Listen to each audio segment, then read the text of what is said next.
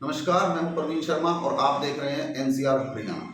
आज हम बात करने जा रहे हैं उस विषय पर जो प्रत्यक्ष रूप से बेशक आपसे ना जुड़ा हो, लेकिन आपके जीवन की अहम जिम्मेदारी ये लोग उठाते हैं, यानी फार्मेसी काउंसिल हरियाणा, जिसमें फार्मासिस्ट अपनी एक काउंसिल का चुनाव करते हैं जो कि आगे जाके कार्य करती है। आज हमारे साथ इस विषय पे चर्चा करने के लिए मौजूद हैं राकेश मित्तल जी, जो केमिस्ट एसोसिएशन हरियाणा के ऑडिटर हैं, और हम उनसे जानेंगे कि क्या तरीका होता है फार्मेसी काउंसिल के इलेक्शन का, किस तरह से चुनाव कराया जाता है और क्या इसमें भूमिका एक फार्मासिस्ट की होती है। राकेश मित्तल जी, आपका स्वागत है हमारे चैनल में। आप बताएं कि जनता भी बेशक डायरेक्ट ना जुड़ी हो, लेकिन कहीं ना कहीं ये जानना चाहती है कि किस तरह से इलेक्शन होता है। सबसे पहले तो मैं बताता हूँ, एक फार्मासिस्ट का बहुत अहम रोल है आम लोगों के जीवन में। वो आप जब किसी डॉक्टर के पास जाते हैं, प्रिस्क्रिप्शन लिखाते हैं, तो उसके बाद सारा रोल फार्मासिस्ट का शुरू हो जाता है। वो पर्चे को पढ़ने के बाद प्रॉपर आपको दवाई दे, प्रॉपर आपको समझाए, आपकी पेशेंट की काउंसलिंग करे, ये सारा रोल फार्मासिस्ट का है।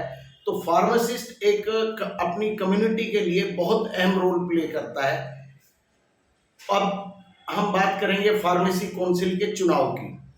इसमें 11 मेंबर होते हैं। फार्मेसी काउंसिल किसी भी स्टेट की हो, 6 लोग इलेक्टेड होते हैं जिनको आम फार्मासिस्ट चुनता है, 5 लोगों को सरकार नॉमिनेट करती है। इस तरह से 11 लोगों की एक काउंसिल बनती है। अभी जो हरियाणा में 6 लोगों के जो इलेक्टेड लोग होते हैं, उनके लिए चुनाव प्रक्रिया चालू हो चुकी है। किस तरह से प्रक्रिया होती है, क्या कौन लोग इनको चुनते हैं और क्या प्रोसीजर रहेगा? इसके अंदर सारे फार्मासिस्ट वोट करते हैं। अभी हरियाणा में करीब 45,000 के करीब फार्मासिस्ट हैं जो सीरियल नंबर चल रहा है। लेकिन फार्मेसी काउंसिल से जो वोटर लिस्ट जारी हुई है वो 29,000 के करीब की जारी हुई है। पहले बहुत लोगों की वोटें काट दी गई हैं। पहला सवाल तो यहाँ उठता है। दूसरी चीज क्या है, अभी जो इनके पास सब फार्मासिस्टों के पास बैलेट पेपर आएंगे और एक अभी नया इन्होंने डिक्लेरेशन फॉर्म भी उसमें लगाया है। वो बहुत अच्छा काम किया है।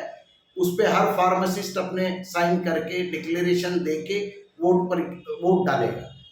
अभी एक राकेश जी सुनने में आ रहा है कि कुछ गड़बड़ियां इस इलेक्शन में हो जाती है, तो किस तरह की वो गड़बड़ियां होती है, कुछ जानेंगे कि किस तरह से हो सकती है गड़बड़ी इसमें? बिल्कुल, आपने ठीक सवाल उठाया है और ये जो सवाल है पूरे हरियाणा के जहन में है कि अभी तक जो होता रहा है, कुछ चुनिंदा लोग जो पावरफुल लोग हैं वो डायरेक्ट वहीं से वोट उठा लेते थे या डाकखाने से पोस्ट ऑफिस से वोट उठा लेते हैं अपना प्रभाव दिखा के।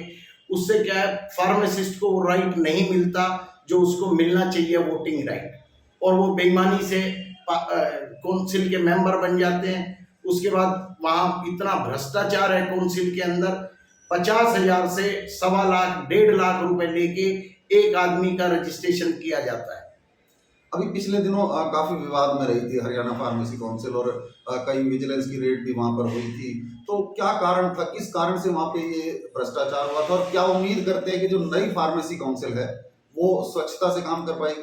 देखो, मैं हर चुने हुए उस पहली चीज तो जो आपने सवाल किया कि वो विवादों में रही, बिल्कुल 100% वो विवादों में थी और वहां गड़बड़ियां थी। ऐसे ऐसे फार्मासिस्ट हैं जिनके 4 साल से 5 साल से वहां पड़े हुए हैं रजिस्ट्रेशन के लिए, लेकिन नहीं कर रहे। नई से नई चीज वो लगा देते हैं। अभी मेरे सुनने में आया कि उन्होंने एक मांगा है कि एग्जामिनेशन सेंटर का कोड बताएं।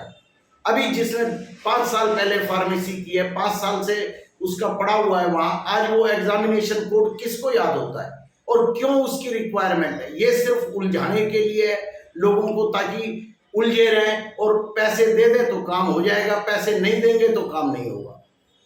और दूसरी चीज ये है, जो नए लोग चुन के आएंगे, मैं उनसे मेरी हम्बल रिक्वेस्ट है कि वो एक पारदर्शिता मान लाएं, काम करें, लोगों के किसी को तंग ना करें। वहां इतनी भीड़ लगी होती है, किसी की बात नहीं सुनते। आप जाके देखिए, आपका चैनल जाए वहां फार्मेसी काउंसिल पंचकूला के दफ्तर के अंदर, वहां लोग ऐसे पड़े होते हैं सुबह से शाम तक, 50-50, 100-100 लोग जो बेचारे त्रस्त हो चुके हैं, जिनके काम नहीं हो रहे।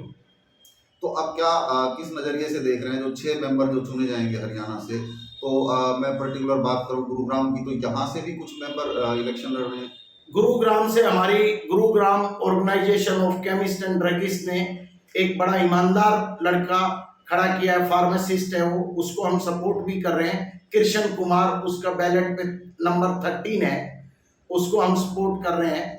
और मुझे उम्मीद है, हमने उससे पहले कसम ली है कि कोई गलत काम फार्मेसी काउंसिल में आपको अपने रहते हुए ना हो करना है, ना होने देना है। अगर वहां कोई इस तरह का काम होता है तो आप रिजाइन करके अपने घर वापस आ जाएं, लेकिन गलत काम ना करें फार्मासिस्टों के साथ।